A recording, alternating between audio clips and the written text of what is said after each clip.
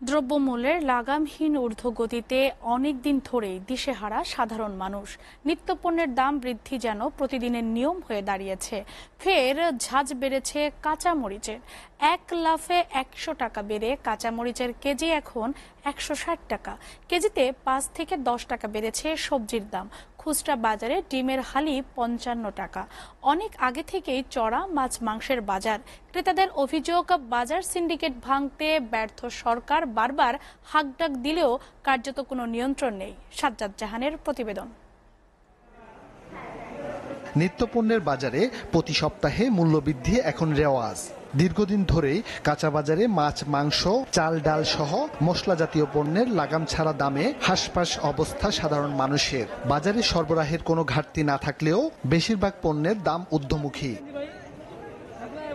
হঠাৎ কাঁচামরিচের কেজি ৮০ টাকা বেড়ে বিক্রি হচ্ছে ১৫০ থেকে ১৬০ টাকায়। সপ্তাহের ব্যবধানে বেড়েছে বিভিন্ন সবজির দামও। ভয়াবহ অবস্থা ভাই, আমরা খুব বিপদ আছি আসলে। মানে আমাদের এখন বাজারে আসলে এই দেখেন বাজার কিছুই নেই। এই যে মরিচ ৬০ টাকার মরিচ এখন ১৬০ টাকা বেচতেছে। যে লই আধা কেজি ১ কেজি সে লইছি কিন্তু ২০ টাকার। মরিচের উৎপাদন ভালো হলে কেউ বাজার না থাকে, মরিচ পাই নাই, বেশি দামে কিনে আসি, বেশি দামে বেচতেছি। এদিকে দেশি পণ্যের সাথে সম্পর্ক না থাকলেও ডলারের দাম বাড়ার অজুহাতে আদা, রসুন, পেঁয়াজ সহ সব মশলা জাতীয় পণ্যের দাম বাড়তি। এতে ক্ষুব্ধ সাধারণ ক্রেতারা। যেই পেঁয়াজ আমরা গেছে সপ্তাহে বিক্রি করছি ৬০ থেকে ৬৫ টাকা, এটা বিক্রি করতেছে আপনার ৭০ থেকে ৮০ টাকা আজকের বাজারে।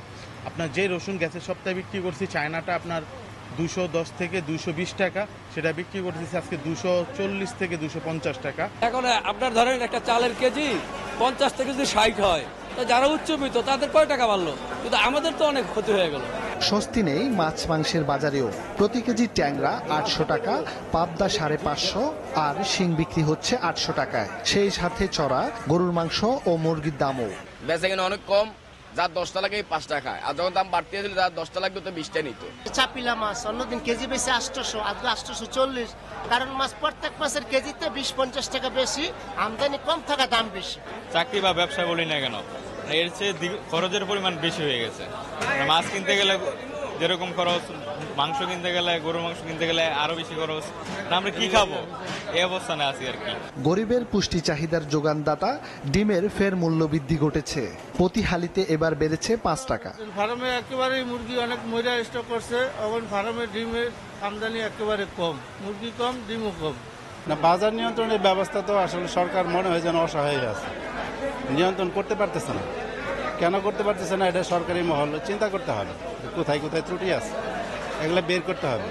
বাজেটকে সামনে রেখে সরকারি দলের ইস্তেহার বাস্তবায়নের মাধ্যমে মূল্যস্ফীতি নিয়ন্ত্রণে কার্যকর ভূমিকা নেওয়ার আহ্বান সাধারণ ক্রেতাদের। সাজ্জাদ জাহান, এসএ টিভি, ঢাকা।